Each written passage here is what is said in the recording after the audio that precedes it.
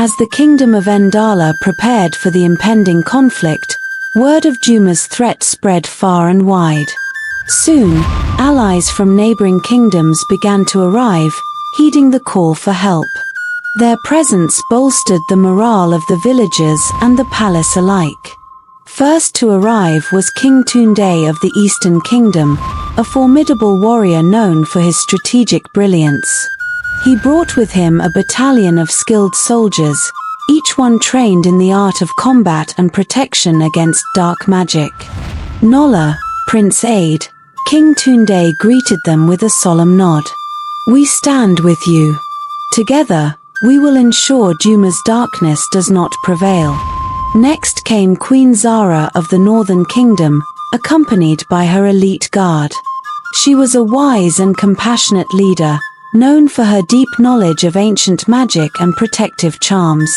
"I have brought our finest spellcasters," Queen Zara announced. "We will work to strengthen your defenses and protect your people." The final ally to arrive was Chief Olumide of the Southern Tribes, a man revered for his spiritual connection to the land. He brought with him shamans and healers, ready to lend their skills in both combat and healing. "We are here to fight by your side," Chief Olumide declared. "Juma's darkness will not stand against our united strength." With the arrival of their allies, the kingdom of N'Dala felt a renewed sense of hope and determination.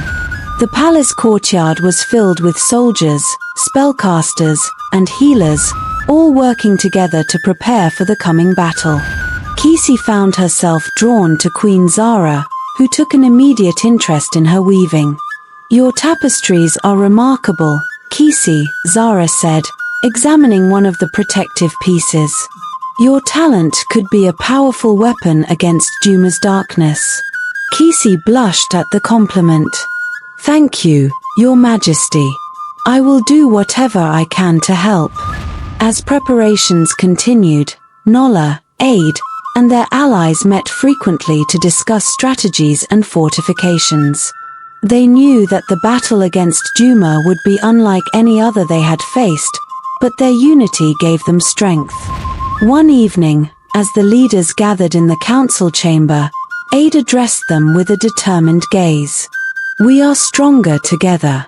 Let us prepare for the dawn and ensure that the light of N'Dala shines brightly, no matter the darkness that comes our way." The council echoed his sentiment, their resolve unshakable. With their allies by their side, N'Dala, Aid, and Kisi knew that they had a fighting chance against the encroaching darkness. The peaceful nights that followed were a brief reprieve, but the kingdom knew that Juma would not remain idle for long. One fateful evening, as the sun dipped below the horizon, the first signs of trouble appeared on the kingdom's borders. A scout burst into the palace courtyard, breathless and panicked. "Prince Aid, Queen N'Dala, a dark force approaches from the west. It's Juma's army." The palace sprang into action. Warriors donned their armor, spellcasters prepared their incantations, and healers readied their supplies. The allies from the neighboring kingdoms joined in the preparations, their faces set with determination. Aid addressed the gathered forces. "This is the moment we've prepared for. We must protect our kingdom and our people. Remember, we fight not just for ourselves, but for the light that binds us all." With a resounding cheer, the defenders of N'Dala moved to the western edge of the kingdom, where Juma's army was making its approach. The air was thick with tension as they awaited the first clash. As darkness fell, the horizon lit up with the glow of torches and the eerie green light of dark magic. Juma's forces, a horde of shadowy figures and creatures, marched relentlessly forward. At the forefront stood Juma himself, his eyes gleaming with malice. "People of N'Dala," Juma's voice boomed, unnaturally amplified by dark magic, "surrender now, and I may spare your lives. Resist, and you will be consumed by darkness." Aid stepped forward, his voice strong and unwavering. "We will never bow to your darkness," Juma. N'Dala stands united and strong. We will fight for our light and our future. With a roar, the battle began. The warriors of N'Dala, bolstered by their allies, clashed with Juma's forces. Swords and spears met dark tendrils and shadowy blades, and the night was filled with the sounds of combat. Kisi, positioned with the spellcasters, focused on weaving protective enchantments into her tapestries. Queen Zara stood beside her, chanting incantations to strengthen their defenses. Stay strong, Kisi. Your light will help guide us through this darkness. As the battle raged on, N'Dala moved through the ranks, offering support and healing where needed. Her presence inspired the warriors, reminding them of the love and hope they were fighting for. Juma's forces were relentless, but N'Dala's defenders held their ground. Aid fought at the front lines, his sword flashing in the moonlight as he faced off against Juma himself. You cannot win, Aid, Juma sneered. The darkness is too powerful. Aid met his gaze, determination burning in his eyes. The light will always prevail. With a surge of strength, Aid struck out at Juma, forcing him back. The battle continued through the night, each side pushing and pulling with every ounce of their strength. As the battle raged on, an unexpected turn of events brought a glimmer of hope to N'Dala's defenders.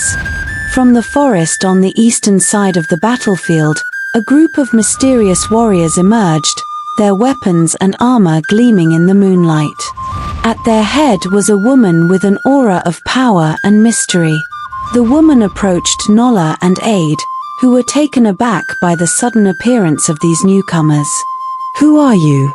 Aid asked, his sword still drawn, wary of this unexpected arrival. The woman bowed her head slightly. I am Zola, leader of the Hidden Warriors. We have watched from the shadows, waiting for the right moment to intervene. We have seen the darkness that Juma brings, and we will fight alongside you to protect the light.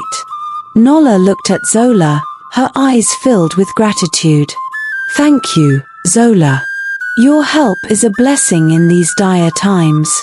With a nod, Zola and her warriors joined the fray, their presence bolstering the morale of N'Dala's defenders.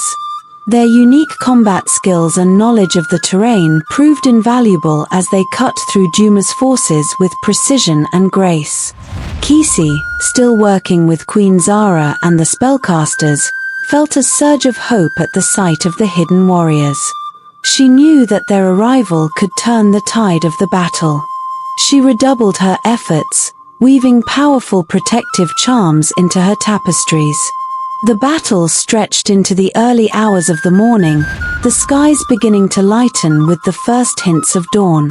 Despite their fatigue, the defenders of N'Dala fought with renewed vigor, inspired by the arrival of the hidden warriors and fueled by their determination to protect their kingdom. Aid, wielding his sword with skill and strength, found himself fighting side by side with Zola and her warriors. Their coordinated attacks and strategic maneuvers kept Juma's forces on the defensive, pushing them back with each passing moment. N'Dala, using her knowledge of healing magic, moved swiftly among the wounded, offering comfort and aid to those in need. Her presence brought solace to the injured warriors, spurring them on to continue the fight. As dawn broke over the battlefield, the tide of the battle began to turn. Juma's forces, sensing defeat looming on the horizon, launched a final desperate assault, but the defenders of N'Dala held firm, their resolve unshakable. With a mighty roar, Aid led a final charge against Juma himself. The two adversaries clashed in a fierce duel, their swords ringing out as they battled for control of the battlefield. Thank you for watching our channel.